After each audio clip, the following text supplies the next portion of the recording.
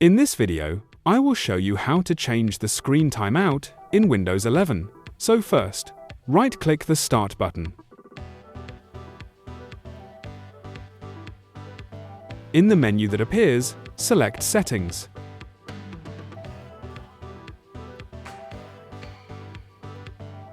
The Settings window will open.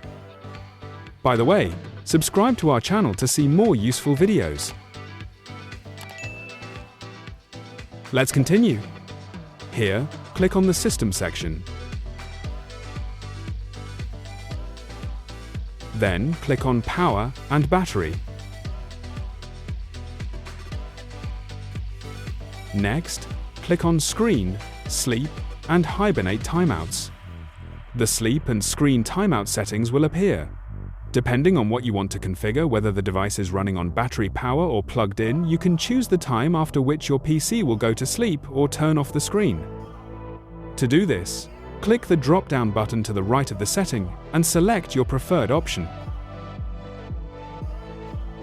Thank you for watching.